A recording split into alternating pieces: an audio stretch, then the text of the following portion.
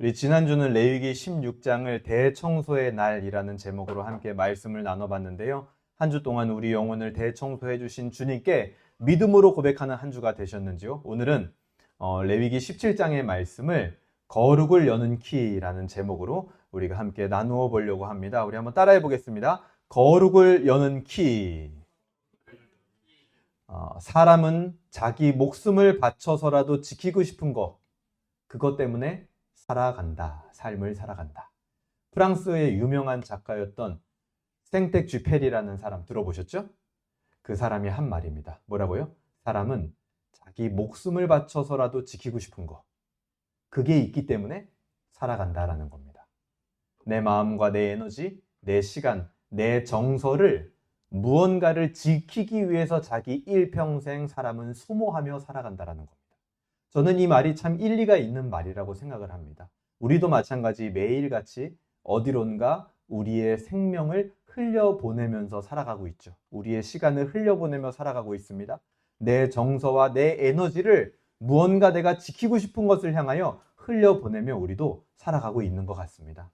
시간을 쓰고 나의 정서를 쏟고 체력을 소진하고 마음을 막 닳게 하면서 그렇게 우리가 정말 지키고 싶은 것을 위하여 우리의 생명과 시간들을 소진해 간다라는 겁니다. 어떤 사람들은 가족을 위해서, 또 어떤 사람들은 일터를 위해서, 또 어떤 사람들은 그야말로 내 자존심을 지키기 위해서, 또 어떤 사람은 그냥 단지 하루하루를 버티기 위해서라도 우리는 기꺼이 우리의 생명과 시간을 흘려보내고 있다는 겁니다. 어디를 향하여서든지. 그런데 그렇게 살다 보면 어느 순간 우리가 생명을 흘려보내는 그 흐름이 방향을 잃을 때도 있고 때로는 에너지가 고갈된 것처럼 느껴질 때도 있습니다. 그때 우리 안에 삶에 대한 질문이 생겨납니다. 내가 지금 이렇게 에너지를 쏟고 내 생명을 흘려보내고 있는 방향, 이 방향이 옳은 것일까? 그리고 정말 이 방향을 향하여서 내 생명을 계속 흘려보내면 나중에 어떤 결과와 열매와 회복이 있을 수 있을까? 하는 질문들이 우리 안에 들 수도 있겠죠. 돌아오는 위로도 없이 회복도 없이 흘러가기만 하는 내 생명이라고 느껴진다면 어쩌면 그것은 살아있는 것 같지만 사실은 죽어있는 것과 다를 것이 없다라는 것처럼 느끼기도 합니다. 여러분은 어떻습니까? 여러분은 지금 여러분의 생명을 어디로 흘려보내고 있습니까? 그리고 여러분들이 흘려보내고 있는 그 생명의 방향은 옳습니까? 그리고 그 흐름은 여러분 인생의 회복과 의미를 만들어내고 있습니까? 오늘 본문인 레위기 17장은 분명하게 우리가 봉독했지만 이야기합니다. 피는 곧 생명이다. 그리고 그 피는 함부로 흘려서는 안 되고 하나님께 드려져야 하는 거룩한 것이다. 이렇게 이야기. 피는 곧 생명. 그리고 그 생명은 하나님께 흘려져야 된다. 우리의 생명을 어디로 흘려보내고 있는가와 연결되어 있는 거죠. 오늘 레위기 17장의 말씀을 통해서 우리가 흘려보내야 되는 생명의 방향이 어디를 향하고 있는지를 돌아보고 하나님께서는 어디로 우리의 생명을 흐르도록 인도하시는지 그것을 깨닫는 시간이 되기를 주님의 이름으로 소망합니다. 오늘 레위기 17장 들어가기에 앞서서 좀 배경 설명을 해드려야 될 것 같아요. 레위기 17장은요. 지난주에 봤던 16장에 이어서 레위기의 중심입니다. 지난주 레위기 16장이 어떻게 레위기의 중심이 되는지 말씀드렸을 겁니다. 구조적으로. 근데 그게 17장도 같이 뭐냐? 세트예요. 세트. 16장은요.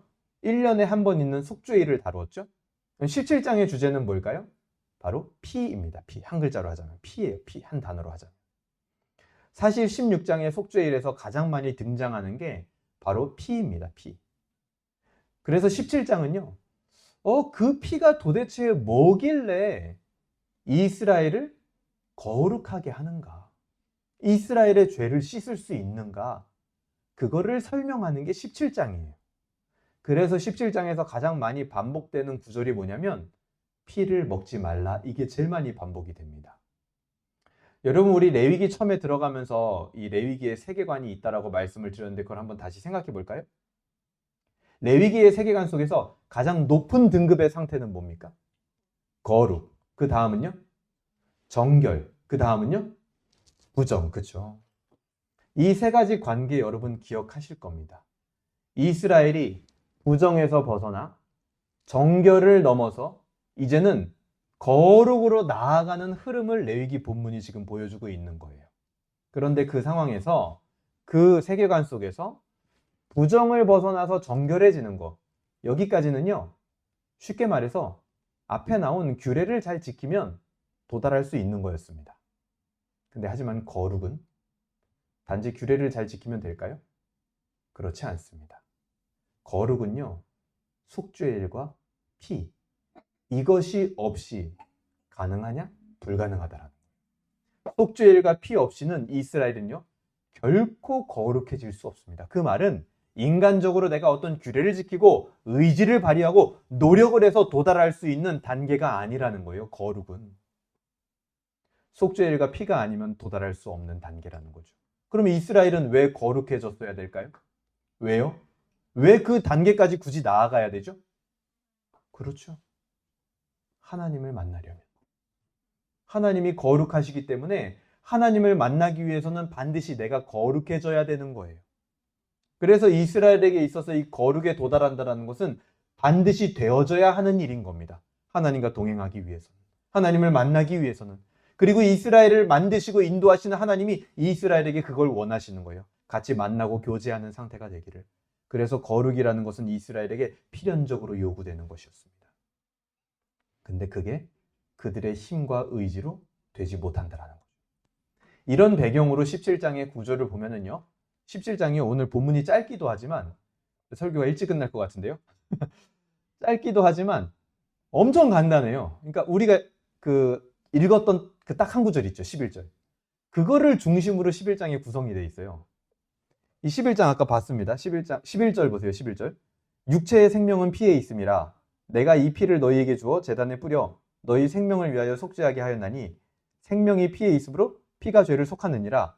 이게 중심이에요. 17장에. 그래서 피의 기능과 피의 의미가 무엇인가 이거를 설명하는 거에 17장 전체에 초점이 있습니다.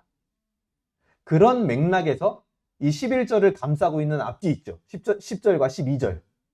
10절에서 뭐라고 하는지 보세요. 이스라엘 집사이면나 그들 중에 거류하는 거류민 중에 무슨 피를 먹든지 먹는 자가 있으면 내가 그 피를 먹는 그 사람에게는 내 얼굴을 대하여 그들 백성 중에 끊으리니. 이게 무슨 말입니까?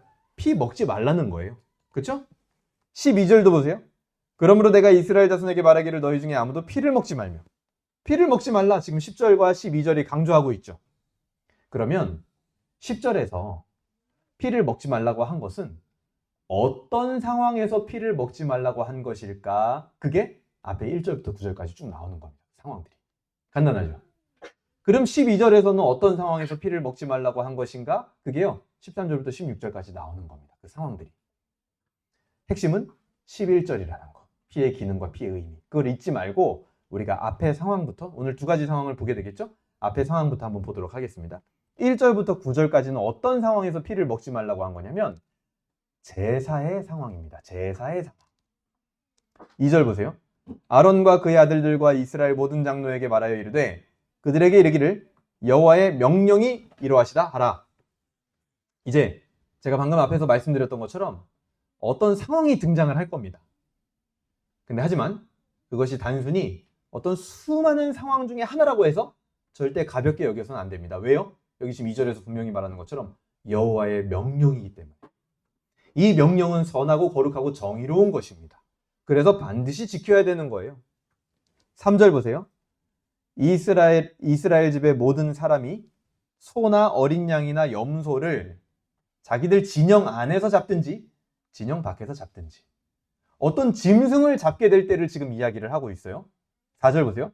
먼저 회막문으로 끌고 가서 여호와의 성막 앞에서 여호와께 예물로 드리지 아니하는 자는 피 흘린 자로 여길 것이라. 그가 피를 흘렸은즉 자기 백성 중에 끊어지리라. 이렇게 얘기합니다. 자, 짐승을 잡는 것은 좋은데 어떻게 잡아야 된다? 성막 앞에 가지고 와서 잡아야 된다라고 지금 말씀을 하고 있는 겁니다. 특히 5절을 보세요. 부연 설명이 계속됩니다. 그런즉 이스라엘 자손이 들에서 잡던 그들의 제물을 회막문 여호와께로 끌고 가서 제사장에게 주어 화목제로 여호와께 드려야 할 것이요. 이렇게 말해요. 제사장에게 주어서 화목제로 드려야 한다라고 5절이 이야기를 합니다. 그리고 나면 제사장은요, 6절입니다. 제사장은 그 피를 회막문 여호와의 제단에 뿌리고 그 기름을 불살라 여호와께 향기로운 냄새가 되게 할 것이니라. 그 짐승을 잡아서 피를 다 뺀 다음에 피를요, 하나님께 드리는 제단에 뿌려야 된대요. 그렇게 하고 나면은 지금 드리려고 하는 제사가 화목제니까 고기는 누가 가져갔을까요? 그 짐승을 가져온 사람이 가져갔을 거 아닙니까? 자, 지금 이 일련의 상황들.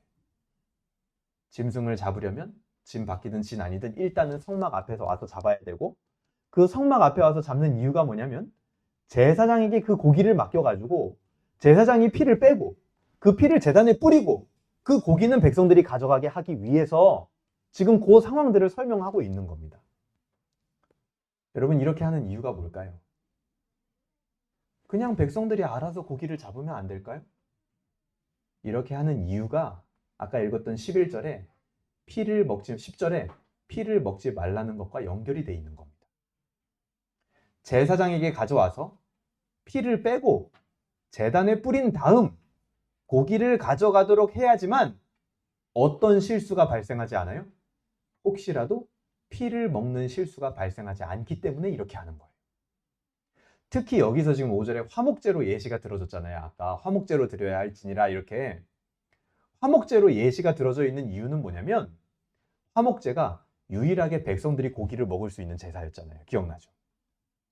그 말은요, 반대로 말하면 이겁니다. 조금 더 실수가 빈번하게 일어날 수도 있다는 얘기예요. 백성들이 고기를 먹을 수 있는 제사예요, 유일하게. 그래서 고기를 자기 마음대로 가져가서 먹어요. 그런데 피를 온전히 다 안 뺐어요. 그럼 피를 먹는 실수가 벌어질 거 아닙니까? 그게 화목제에서 가장 잘 벌어질 수도 있기 때문에 특히 화목제를 예시로 든 거예요. 7절 보세요. 7절. 그들은 전에 음란하게 섬기던 수렴수에게 다시 제사하지 말 것이니라. 이는 그들이 대대로 지킬 영원한 규례니라. 이런 일들이 생겼었다라는 거예요. 당시에. 짐승을 막 잡는데 제사장에게 가져와서 잡는 게 아니라 아무 데서나 그냥 막 잡는 겁니다. 근데 당시 이제 배경에 의하면 그냥 아무 데서나 잡는데 그 아무나 데에 그냥 뭐 이 땅에서 맨 땅에서 잡는 게 아니라 곳곳에 불법적인 제단들이 있었대요. 거기에서 그냥 잡고 우리 이거 화목제로 드리자 해가지고 고기를 막 나눠 먹는데 보니까 피가 제대로 안 빠져 있는 거예요. 왜요? 제사장이 집도하지 않았거든요. 백성들이 그냥 아무 데서 잡으니까 피도 빼지 않고 고기를 나눠 먹는 일들이 생길 수도 있었다라는 거죠. 어떻게 이런 일이 생길 수 있었을까요? 어떻게 그냥 제사장에게 가져오지 않고 자기들 마음대로 불법적인 제단에서 고기를 마음대로 잡고 그러다가 피를 먹는 실수가 발생할 수 있었을까요? 이집트 때의 습관이 남아있기 때문입니다. 그래서 7절에 이렇게 말한 거예요. 전에 음란하게 섬기던 수렴수에게 다시 제사하지 말 것이니. 이렇게 자기들이 임의대로 드렸던 화목제는요, 하나님께 드리는 제사가 아니게 되었고 피를 먹게 되는 실수가 일어날 가능성이 매우 높아졌던 겁니다. 이런 일이 화목제뿐만이 아니라 다른 제사에도 확대 적용되는 게 8절과 9절에 나오죠. 너는 또 그들에게 이르라. 이스라엘 집 사람이나 혹은 그들 중에 거류하는 거류민이 번제나 제물을 드리되 회막문으로 가져다가 여호와께 드리지 아니하면 하면서 화목제뿐만 아니라 다른 모든 제사를 드릴 때도 너희들이 임의로 고기를 잡고 짐승을 잡고 제사 드리는 거, 그것을 엄격하게 지금 금지하고 있는 겁니다. 왜요? 그러면 반드시 먹지 말아야 될 피를 먹게 되는 일이 발생한다는 거예요. 그리고 그 피를 올바른 하나님의 제단 앞에 뿌리지 않게 되는 일도 발생할 수 있는 겁니다. 그 피를 올바르게 처리하지 못하는 일들이 발생할 수 있기 때문에 자기들 임의대로 하지 못하도록 하는 거예요. 여러분, 이스라엘 모든 제사의 핵심은 피입니다. 피. 이 피에 대한 중대한 실수가요, 오늘 이 앞에 상황에 보니까 언제 벌어집니까? 그 실수가? 규례대로 제사하지 않을 때 발생하는 거예요. 규례대로 제사한다라는 것을 오늘날의 용어로 바꿔본다면 말씀대로 예배한다 이렇게 얘기할 수 있을 것 같아요. 때로는 우리는 말씀대로 예배한다라는 것을 굉장히 모호한 개념으로 이해할 때가 있습니다. 근데 하지만 그게 정말 모호한 걸까요? 여러분, 하나님이 모호한 분입니까? 아닙니다. 하나님이 모호하게 우리에게 해주셔가지고 인간이 얼마든지 실수할 수 있을 가능성을 열어두시는 그런 무책임한 분이신가요? 전혀 그렇지 않아요. 오늘도 지금 굉장히 자세한 상황들을 열거하고 계시잖아요. 정확하게 말씀하고 계시잖아요. 그렇게 하지 말아라. 이렇게 해야 된다. 여러분, 말씀대로 예배한다라는 것은 성경 말씀을 따라 예배의 원리를 찾는 겁니다. 그리고 그것을 우리가 가지고 있는 이 예배의 순서, 그걸 뭐라 그러냐면 예전이라고 얘기를 합니다. 예전이라는 보이는 형태로 정리를 하는 거예요. 그것이 교회의 전통이 되고 그것을 이 자리에 모인 모든 성도들이 다 함께 지켜가는 겁니다. 이때 찾아지는 원리와 전통들이 어떤 전통들이 되는 어떤 형태가 있을 겁니다. 형태. 우리도 지금 예배드리는 이 형태가 있잖아요. 그렇죠? 그것은 역사를 통해서 하나님께서 각 교회에 고유하게 주시는 거예요. 물론 복음의 말씀과 성례라는 큰 틀이 있습니다. 하지만 그 안에 세부적인 것들은 각기 교회에 하나님이 고유한 전통으로 주시는 거예요. 즉, 진정한 전통이라는 것은 어떤 한 가지 형태만을 말하는 게 아니라 각 교회에 주신 역사성을 가진 고유한 형태를 말하는 겁니다. 그게 바로 전통이 되는 거예요. 여러분, 우리는 예배에 참석할 때 그 전통을 무겁게 받아야 되는 겁니다. 그것이 신앙의 실수를 범하지 않게 되는 길이라는 거예요. 여러분, 반복되는 실수는요, 습관이 되고 습관은 실력이 됩니다. 영적인 실력은 예배와 고유한 전통을 존중하는 것에서부터 시작이 되는 겁니다. 우리 교회가 가진 고유한 예배의 전통들이 앞으로도 계속 생겨날 겁니다. 그것은요, 다른 교회에 이것이 전통이니까 너희도 이렇게 강요할 수는 없어요. 왜냐하면 우리만이 가지는 우리에게 주신 역사성 있는 전통이니까요. 근데 그것은 우리는 지켜야 되는 전통인 거예요. 그래야 우리의 신앙에 실수가 발생되지 않는다라는 거죠. 그것을 존중하는 거, 그것을 지키는 거, 거기서부터 말씀대로 예배하는 거, 규례대로 제사하는 거, 영적인 실수가 발생하지 않는 시작이 된다라는 겁니다. 여기까지가 10절에서 피를 섭취하지 말라라고 하는 상황의 예시, 주로 제사를 드릴 때 벌어질 수 있는 실수들에 대해서 이야기를 합니다. 그리고 나서 오늘 12절도요, 역시 피를 먹지 말라라고 하는데 그건 어떤 상황인지 우리가 한번 보도록 하겠습니다. 13절부터 16절까지인데요. 이거는 짐승을 먹을 때의 상황이에요. 근데 아까 전반부의 상황과 좀 대칭해서 얘기를 해보자면 아까 전반부는 제사 드릴 때 상황이었죠. 벌어질 수 있는 실수들. 요거는요, 삶에서의 상황과 실수들이라고 볼 수 있을 것 같아요. 우리 삶에서 벌어질 수 있는 실수들. 삶에서 조심해야 되는 상황들. 13절 보세요. 모든 이스라엘 자손이나 그들 중에 거류하는 거류민이 먹을 만한 짐승이나 새를 사냥하여 잡거든 그것의 피를 흘리고 흙으로 덮을지니라. 사냥한 짐승을 먹을 때의 규례인데 어떻게 해라? 피를 흘린 다음에 흙으로 덮으래요.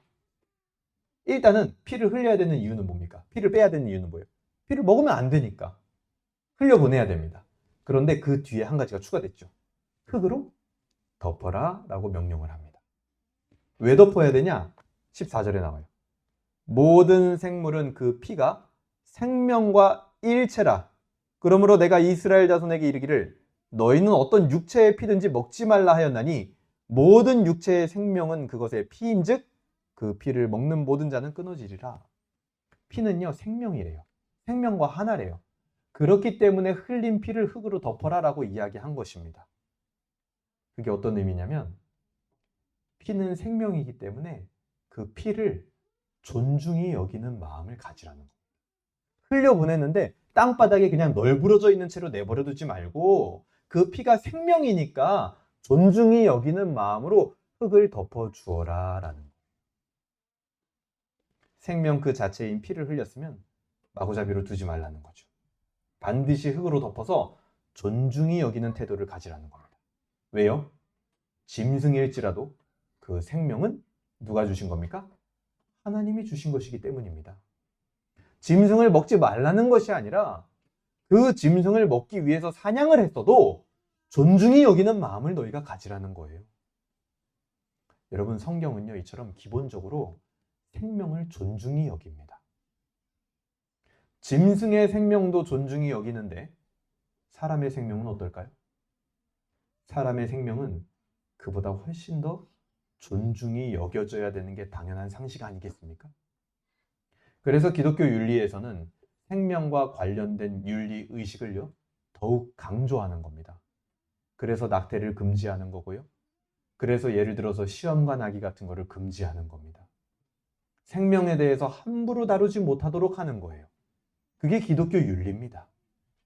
오늘 본문에서도 이야기하고 있는 것처럼 피를 흘렸으면 그 피를 흙으로 덮어주어다. 심지어 짐승의 피여도 존중이 여기는 마음을 가져라. 왜요?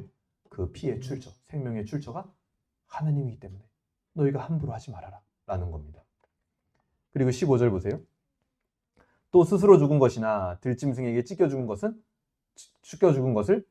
먹은 모든 자는 본토일이냐 거두밀이나 그의 옷을 빨고 물로 몸을 씻을 것이며 저녁까지 부정하고 그 후에는 정하려니와.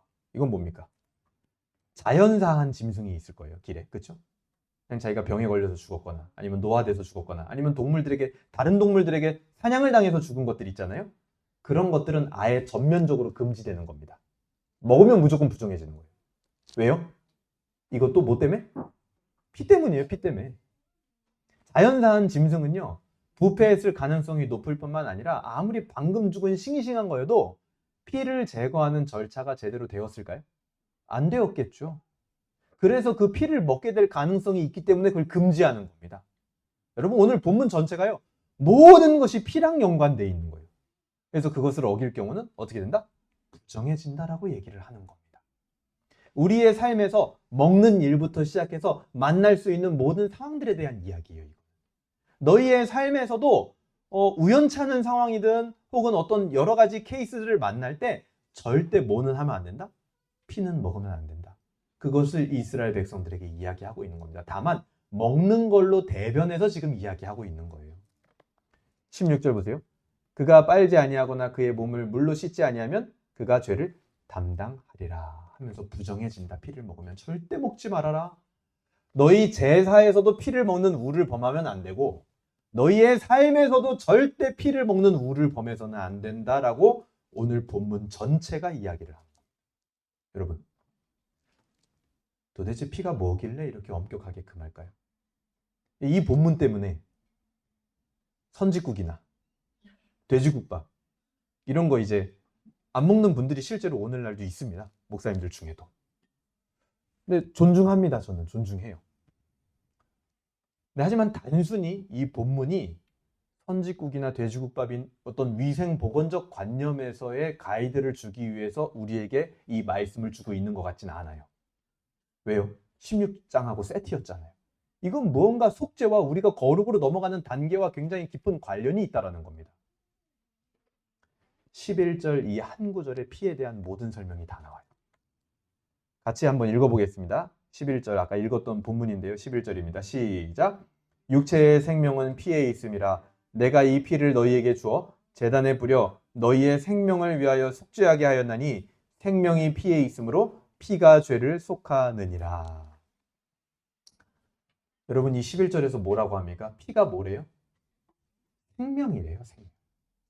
그리고 그 피는요, 어디를 향해서 뿌려져야 된대요? 제단을 향해서 뿌려져야 된대요. 그리고 그 피의 기능이 뭐라고 얘기를 합니까? 죄를 속하는 기능을 가졌대요. 그러니까 피는요, 바닥에 그냥 함부로 뿌려버리거나 우리가 그냥 배부르기 위해서 먹는 용도가 아니라는 거예요. 피는 생명이고 반드시 제단에 뿌려져야 되고 그리고 죄를 속하는 기능을 가진 것이 바로 이 피다 라고 11절에서 이야기를 하는 겁니다. 이 피를 통하여 이스라엘을 하나님은요, 거룩하게 하는 것이었어요. 이스라엘을 거룩하게 하는 도구가 뭐였냐? 피였다라는 겁니다. 그래서 피가 반드시 이런 거룩하게 하는 방향으로 사용되도록 철저히 오늘 본문이 경계를 하고 있는 겁니다. 다른 방향으로 사용되지 못하도록 하는 이유가 여기 있는 거예요. 피는요, 이스라엘을 거룩하게 하기 위해 벌어지는 모든 제사의 핵심이었습니다.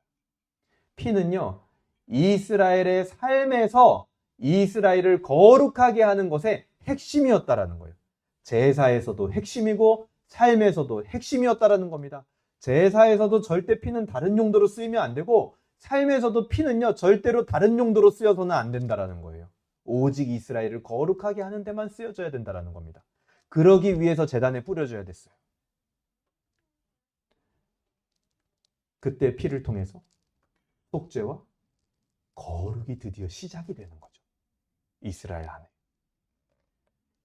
그래서 오늘 본문은요, 우리에게 거꾸로 질문하고 있는 겁니다. 우리의 피, 우리의 생명은 예배와 삶에서 어떻게 쓰여지고 있는가? 여러분 안에도 피가 있을 거 아닙니까? 그렇죠?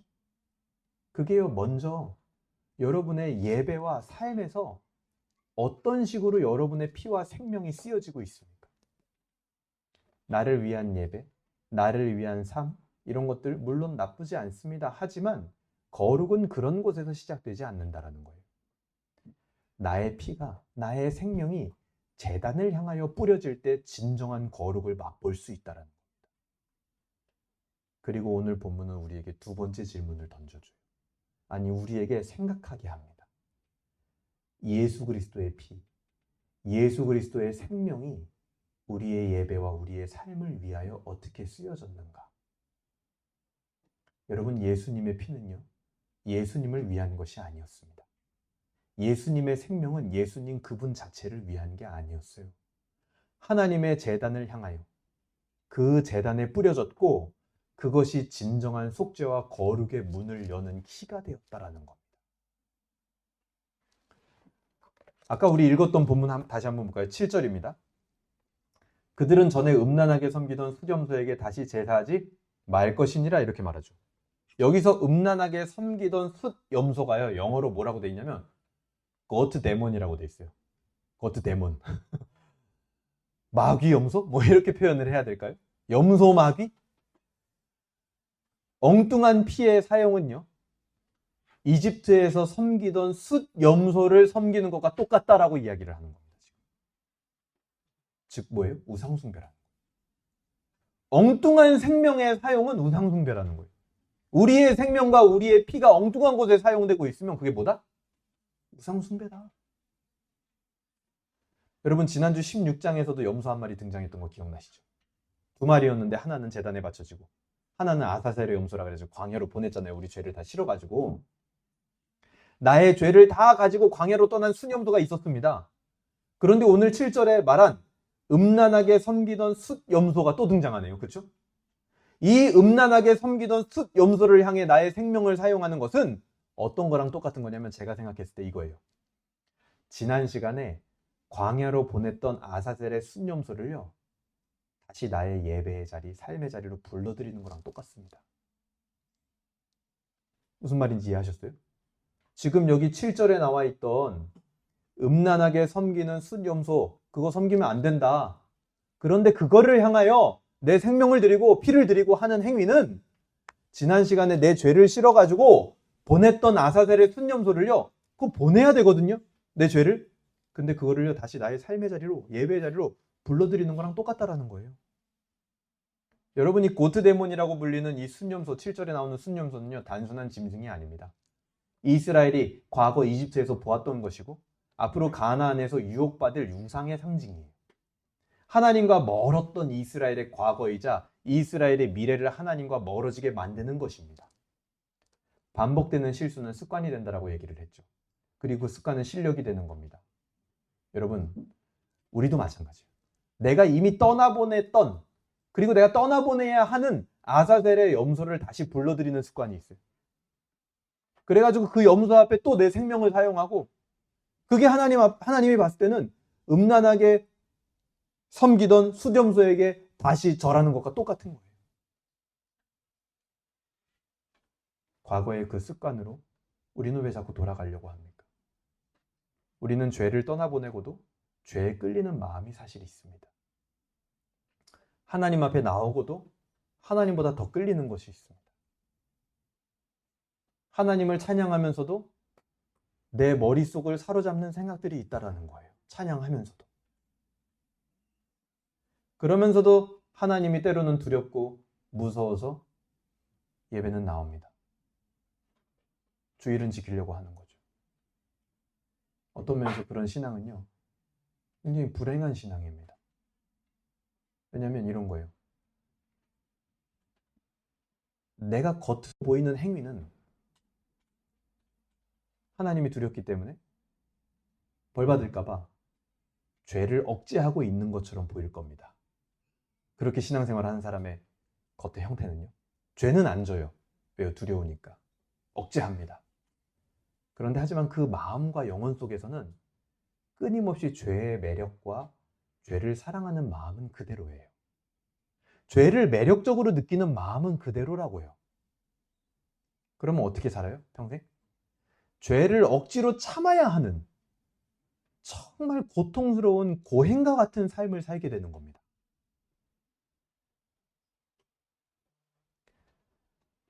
여러분, 마태복음 16장 24절은 이렇게 말했습니다. 예수님께서 이에 예수께서 제자들에게 이르시되 누구든지 나를 따라오려거든 자기를 부인하고 자기 십자가를 지고 나를 따를 것이니라. 아까 예배 전에 우리 한번 생각해보는 질문이 있었죠.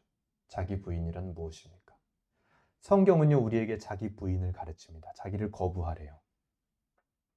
성경이 말하는 자기 부인은요, 죄의 매력을 느끼지만 그것을 참아내는 고행을 말하는 게 아닙니다.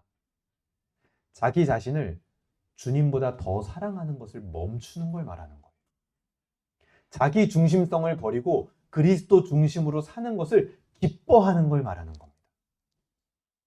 우리의 인생이 왜 때로는 고통처럼 느껴집니까? 내가 내 인생의 주인의 자리에 앉아 있기 때문이에요. 그러니까 좌충우돌이 일어날 수밖에 없죠. 디모데후서 3장 2절은 이렇게 말합니다. 말세에 고통하는 때가 이르러 사람들이 자기를 사랑하며 돈을 사랑하며. 타락한 인간들의 특징을 언급하는데 그중 첫 번째 가장 먼저 언급되는 것이 뭐냐면 자기를 사랑하는 거래요. 이게 뭡니까? 자기 부인의 반대인 거예요. 습관적으로 자기를 사랑하는 마음. 그것이 죄의 유혹을 벗어나지 못하게 하고 불행한 신앙의 시작이 되며 고통스러운 인생을 사는 원인이 됩니다. 이스라엘이 과거 이집트에서 음란하게 섬겼던 숫염소이고 속죄일에 떠나보내야 했던 아사셀의 순념소인 거예요. 내 피와 내 생명을 엉뚱한 곳에 흘러가게 하고 있는 겁니다. 하지만 본문이 우리에게 했던 두 번째 질문을 한번 생각해 보시길 바랍니다. 예수 그리스도의 피와 생명은 어떻게 쓰여졌는가? 본문 16절 마지막 절 한번 볼까요? 같이 읽어보겠습니다. 시작. 그가 빨지 아니하거나 그의 몸을 물로 씻지 아니하면 그가 죄를 담당하리라 이렇게 말해요. 어떤 사람이 있었는데요. 자기 그러니까 피를 엉뚱한 곳에 쓰는 사람이 있었어요. 그러니까 먹어버린 겁니다. 쉽게 말해서 먹지 말아야 될 것을. 오늘 이 설교랑 연결해서 얘기하자면 피와 생명을 엉뚱하게 사용하는 사람이 있는 거예요. 근데 그 피를 먹었으면 오늘 본문에 의하면 어떻게 해야 된대요? 하루 동안 깨끗이 씻고 이 정결례를 거쳐야지 정결해진대요. 그렇죠? 그런데 어떤 사람이 있는데 피를 먹었어요. 피와 생명을 엉뚱하게 사용했어요. 그런데 심지어 자기가 부정해진 상태도 몰라. 그러니까 씻을 줄도 몰라요. 그런 사람이 있었대요. 그럼 그 사람은 어떻게 해야 된대요? 16절에 자기 스스로 죄를 담당해야 하니라 이렇게 얘기했어요. 이게 바로 우리입니다. 우리. 내 생명과 내 시간, 내 피, 내 열정을 습관적으로 나를 위해서 쓰고 다른 곳에 막 뿌리고 있는 우리는요. 우리 스스로 죄를 감당해야 되는 거예요. 하지만 우리 옆에 다행히도 자신의 피를 엉뚱한 곳에 쓰지 않은 단 단 한 사람이 있었던 겁니다. 그게 바로 예수님이에요. 온 세상을 통틀어서 유일하게 피를 올바르게 사용한 사람, 생명을 올바르게 사용한 사람, 바로 하나님의 아들 예수 그리스도. 그의 피는 바로 우리를 위하여 십자가에서 흘린 피가 되었습니다. 십자가라는 제단에 뿌려진 거죠. 여러분, 잘못된 습관은요, 올바른 습관으로만 벗어날 수 있는 겁니다. 단지 내가 잘못된 습관이 있으니까 이 습관을 억제하고 참아야겠다. 그건요, 다른 잘못된 습관으로 들어가는 지름길이 될 뿐이에요. 습관적 자기 사랑은 무엇으로 벗어나게 됩니까? 습관적 자기 중심성. 습관적으로 내 생명을 다른 곳에 뿌리는 거. 그거를 어떻게 벗어날 수 있습니까? 그걸 참는 걸로? 그렇게 하지 말아야지 마음 먹는 걸로? 그렇게 못 벗어나요. 바로 우리를 위하여 뿌려진 예수 그리스도, 그 십자가에서 흘린 피, 그 피를 바라보는 거룩한 습관이 우리를 자기 사랑하는 습관에서 벗어나게 할 수 있다는 겁니다. 그게 유일한 길이에요. 나를 사랑하는 죄의 습관들 때문에 예수님께서 고통당하셨음을 믿게 되고, 그때부터 어떻게 되냐? 그 죄가 그래서 미워지는 겁니다. 내가 하고 있는 죄들이 미워져요, 막. 왜요? 내 생각보다 그 죄의 대가가 너무 끔찍했다라는 걸 예수님을 통해서 발견하게 되거든요. 나는 별거 아닌 것 같이 생각하고 죄를 지었단 말이에요. 나를 사랑하고 그냥 나를 위해서 생명을 쓰고 피를 흘리고 그랬단 말이에요. 근데 그 대가를 예수님을 통해서 봤더니 너무 심한 거예요. 십자가에 달릴 정도였다라는 거예요. 그래서 이제는 그 죄들이 너무 미워지는 거예요. 그래서 더 이상 죄의 매력에 끌리지 않는 방향으로 가게 되는 길입니다. 죄가 미워지는 거죠. 그런 사람의 인생은요, 고통과 고행이 아니에요. 왜요? 죄가 미워졌으니까요. 그거의 매력을 그대로 느끼는데 억지로 참고 가는 게 아니라 그게 미워요. 그래서 그걸 떠나고 싶은 거예요. 내가 매력으로 끌리는 건 다른 곳에 있는 거예요. 그래서 고통과 고행이 아닌 거죠. 이것이 바로 우리 예배의 전통이자 중심이 되어야 하는 것입니다. 그리고 더 나아가 이 사실은요, 우리의 삶을 바꿉니다. 이제는 나를 중심으로 사는 게 아니에요. 이제는 나도 내 생명을 위하여, 나를 위하여 피 흘리신 그 십자가의 제단을 향하여 나도 살아가게 되는 겁니다. 그렇게 나의 피와 나의 생명을 올바르게 사용하게 되는 거죠. 이게 뭡니까? 바로 거룩이에요. 이게 거룩이에요. 거룩은요, 다른 말로 하면 이겁니다. 나의 힘과 나의 생명의 올바른 사용. 그게 바로 거룩이에요, 여러분. 거룩이요, 혼자서 도 닦듯이 기도 많이 하고 예배 많이 드리고 억지로라도 예배 나오고 그게 아니에요. 거룩은 나의 힘과 나의 생명을 올바른 곳을 향하여 사용하는 게 바로 거룩입니다. 이 거룩을 여신 예수 그리스도, 그 복음을 바라보는 습관이 자기를 사랑하는 습관, 아사셀의 염소를 다시 불러오는 습관을 밀어내게 되는 겁니다. 그리고 힘과 생명을 올바르게 사용하는 우리의 삶의 거룩한 힘이 되는 거예요. 오늘 말씀을 어떻게 적용할 수 있을까요? 첫 번째는요, 예배에 사용되는 나의 생명과 힘의 방향을 점검해 보시길 바랍니다. 예배의 진정한 중심은요, 오늘은 적용이 중요합니다. 예배의 진정한 중심은 내가 얼마나 감동받았느냐 이게 아닙니다. 예수 그리스도의 피가 얼마나 존귀하게 여겨졌는가. 이게 예배의 진정한 중심이 돼야 돼요. 거기에 나의 힘과 생명이 쏟아졌느냐 이거를 예배에서 반드시 점검해야 됩니다. 내가 오늘 지금 여러분 예배 드렸잖아요. 드리고 있잖아요 지금. 그렇죠? 오늘 주일을 보내잖아요. 그때 내 안에서 예수의 피가 얼마나 존귀히 여겨졌는가, 거기에 나의 힘과 생명을 쏟았는가, 그 힘의 방향을 여러분 점검해 보세요. 내가 얼마나 감동받았느냐? 그건 사실 어떻게 보면 중요하지 않습니다. 오늘 나의 예배는 예수의 피가 존귀하게 되는 예배였는가? 두 번째, 여러분 삶의 습관을 점검해 보시길 바랍니다. 우리가 받은 은혜와 자유, 그 밑에는요, 예수님의 피와 생명이 깔려 있는 겁니다. 그것을 기억하는 거룩한 습관이 필요해요, 여러분. 잘못된 습관은요, 거룩한 습관으로만 밀어낼 수 있는 겁니다. 내 삶에서 나의 밑바탕에 깔려있는 예수님의 피와 생명을 볼 수 있는 그 거룩 습관의 순간을 어떻게 만들어낼 것이냐. 그게 내가 거룩한 삶을 사는 원천이 될 겁니다. 그 원천이 되고 마중물이 되는 시간을요, 여러분의 삶에 너무 쉽게 타협하지 마세요. 그 시간들을 없애버리고 오로지 내가 소모되는 시간만 늘려간다? 그 죽음으로 가는 지름길입니다, 여러분. 내 안에 무한정 에너지가 솟아나느냐? 그 마중물의 시간이 없으면 절대 그럴 수 없어요. 점검하셔야 됩니다. 나의 삶의 습관. 마지막으로 나의 피와 나의 생명의 방향을 점검해 보시기 바랍니다. 여러분, 피는 곧 생명이었고 생명을 존귀히 여기는 마음으로 아까 피를 흙으로 덮어야 된다고 얘기를 했잖아요. 마찬가지예요. 우리가 그 부분에서 적용할 수 있는 게 뭐가 있을까요? 우리 주변에 있는 생명, 하나님의 형상을 존귀히 여기는 마음으로 여러분 덮어주시기 바랍니다. 뭘 덮어야 될까요? 우리가 일반적으로 덮는다고 하면 뭡니까? 그의 실수, 그의 허물, 그의 슬픔 같은 것들을 가려주세요, 여러분. 여러분의 힘과 여러분의 생명을 거기에 쓰세요.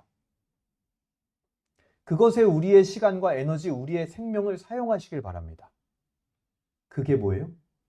거룩이에요. 그게 거룩한 성도고 거기서 거룩의 힘이 나오는 겁니다. 나의 피, 나의 생명의 방향을 점검하세요. 오늘 말씀이 우리에게 주는 소망과 비전은 무엇입니까? 하이델베르크 요리문답이라는 게 있습니다. 거기 60문답에 보면 이렇게 말해요. 나는 내가 죄의 용서를 받았고 또한 영원한 생명을 받았음을 확실히 믿는다. 이는 그리스도의 순종과 피 흘리심이 나의 의가 되기 때문이다. 우리가 방금 전에 적용의 내용들을 나눴잖아요. 그렇게 적용할 수 있는 근거가 이거예요. 우리가 거룩한 모습으로 살 수 있는 근거가 예수님의 피에 있는 겁니다. 다른 이의 생명과 에너지와 시간을 이 세상은요, 이용을 하려고 합니다. 쟤 괜찮아 보이네. 제 시간이나 제 에너지를 좀 내가 이용하면 이런 이득을 내가 얻을 수 있겠다. 이용하려고 해요, 세상은. 다른 사람의 실수와 허물과 슬픔을 드러내야만 이기는 게 세상의 공식입니다. 내 라이벌의 실수를 드러내야 돼요. 허물을 덮어주는 게 아니라 드러내야 됩니다. 그 사람이 슬플 때 치고 나가야 돼요. 덮어주는 게 아니라. 그게 세상의 공식이에요. 근데 하지만 예수님의 의를 의지한 거룩한 성도는요, 그거를 덮습니다. 그리고 그 덮음으로 인하여 그리스도의 의를 드러내는 거룩한 사람들인 거예요. 여러분, 그렇게 거룩하게 사시길 바랍니다. 이 거룩은요, 예수님의 피와 의가 없으면 도저히 도달할 수 없는 높이입니다. 말씀을 정리하겠습니다. 레위기의 세계관은요, 계속해서 우리를 거룩으로 초대합니다. 부정결과 정결과 거룩의 세계관에서 정결해지는 것은 아까 처음에 말씀드렸지만 어렵지 않아요. 조금의 노력과 조금의 의지, 그리고 우리가 공동체적으로 어떤 장치만 있으면 외적인 정결은 가능해요. 우리가 공동체적으로 뭔가 딱 규칙을 정하고 이렇게 합시다 하면 외적으로는 딱 규모가 잡힙니다. 정결법들도 실제로 대부분 그랬죠. 외적인 것에 치중이 많이 돼 있었잖아요. 물론 우리는 이제 한 장 한 장 설교를 들으면서 그것을 우리 내면 영혼의 문제로 해석을 해서 들었기 때문에 정결이나 거룩이나 별로 차이가 없는 것처럼 느껴질지는 모르지만 실제로요, 정결법은요, 대부분 그런 거예요. 외적인 거에 치중이 돼 있습니다. 실제로 정결과 거룩은 도무지 넘어갈 수 없는 차이가 있는 거예요. 오늘 성경은 레위기 16장, 17장을 통해서 거룩의 세계를 열었습니다. 거룩은요, 피로써 열려진 세계예요. 우리의 의지와 힘과 노력, 공동체적인 약속으로는 절대 안 되는 겁니다. 그것은 오직 피로만, 예수 그리스도의 피로만 열려지는 길이에요. 그 피는 이제 우리의 삶의 방식이 되는 겁니다. 하나님이요, 우리를 그렇게 살으라고 부르시는 거예요. 그리고 우리의 예배의 중심이 되는 거예요. 그래서 우리가 예배 때요, 한 달에 한 번씩, 두 달에 한 번씩, 우린 두 달에 한 번씩 하죠. 성찬을 하는 이유가 거기 있는 겁니다. 이번 한 주도 이 거룩을 여는 그리스도의 피의 능력, 보혈의 능력을 경험하는 거룩한 성도 되기를 주님의 이름으로 소망합니다.